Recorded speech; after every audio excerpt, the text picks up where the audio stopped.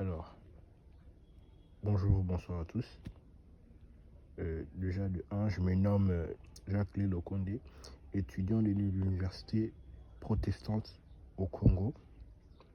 En cette date du 25 mai 2025, je viens faire mon TP dans le cadre du cours de GRH, en sigle, ce qui veut dire gestion des ressources humaines, dont le prof se nomme prof Bakingela. Alors, il nous a été demandé d'expliquer les éléments essentiels d'un ouvrage, je crois, l'ouvrage de Gareth Morgan. Et le nom de cet ouvrage, c'est Les images de l'organisation. Alors, cet ouvrage a été publié en 1999. Elle propose une approche novatrice et multidimensionnelle pour comprendre les organisations. En intégrant des métaphores variées, Morgan invite à envisager les organisations non pas comme des entités statiques, mais comme des systèmes dynamiques influencés par des facteurs internes et externes. Ce travail a pour objectif d'explorer et d'expliquer les éléments essentiels de cette œuvre, en mettant en lumière les métaphores clés utilisées par l'auteur, ainsi que leur pertinence dans les contextes contemporains de la gestion et de l'organisation. Voici une explication détaillée des éléments essentiels de cet ouvrage. 1. Selon moi. 1. C'est l'approche constructiviste, où Morgan s'inscrit dans un courant constructiviste qui postule que la vérité objective n'existe pas, surtout dans les domaines sociaux, et soutient que notre compréhension de ce que nous appelons la réalité est une construction influencée par nos expériences et nos interactions.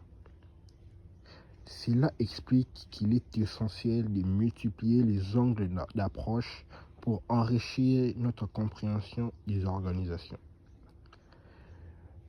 En 2, je parlerai du concept d'imagination. L'imagination est un concept clé dans l'ouvrage, désignant l'art de décoder les problèmes organisationnels en utilisant des métaphores. Morgan souligne que cette approche permet de relier l'image mentale d'une organisation à des actions concrètes. L'imagination favorise une exploration des organisations dans toute leur complexité, où images et actions sont intimement liées. En 3, je dirais la métaphore de l'organisation. Morgan utilise plusieurs métaphores pour illustrer différentes perspectives sur les organisations, chacune offrant des insights uniques. En 1, l'organisation comme une machine. Cette métaphore illustre l'organisation comme un ensemble de mécanismes fonctionnant de manière précise. Chaque tâche est codifiée et planifiée, inspirée par les taylorismes. Bien que cette vision soit efficace dans des environnements stables, elle devient limitée dans des contextes d'incertitude. 2. L'organisation comme un organisme. Dans cette vision, l'organisation est perçue comme un système vivant qui s'adapte à son environnement. Elle intègre les besoins humains et techniques et souligne l'importance de l'évolution.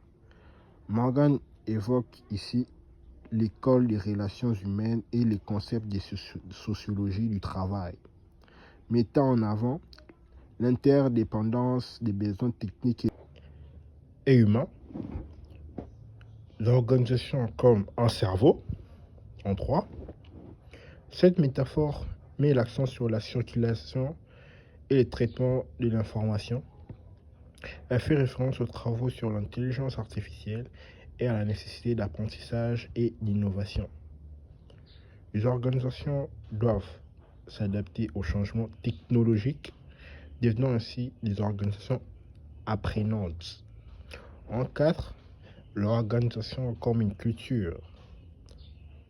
Morgan examine les valeurs, croyances et rituels qui composent la culture organisationnelle. La culture est un ensemble de codes non écrits qui favorisent la cohésion et la coordination. Comprendre la culture permet aux dirigeants de guider le comportement et d'encourager l'engagement des employés. En 5, l'organisation comme un système politique. Cette métaphore souligne la dynamique de pouvoir et les conflits d'intérêts au sein des organisations. Morgan propose une typologie des modes de gouvernance allant de l'autocratie à la démocratie et explore comment les rapports de pouvoir influencent les fonctionnements organisationnels. Alors, c'en est fini avec les métaphores de l'organisation. Je continue avec mes parties. Et déjà, le 1, pour rappel, c'était l'approche constructiviste. Les 2, c'était le concept d'imagination. Les 3, c'était les métaphores d'organisation. Là, je vais passer le 4, c'est l'implication. Et 4, c'est l'implication managériale. Morgan insiste sur la nécessité pour les gestionnaires d'adopter une approche flexible et multidimensionnelle.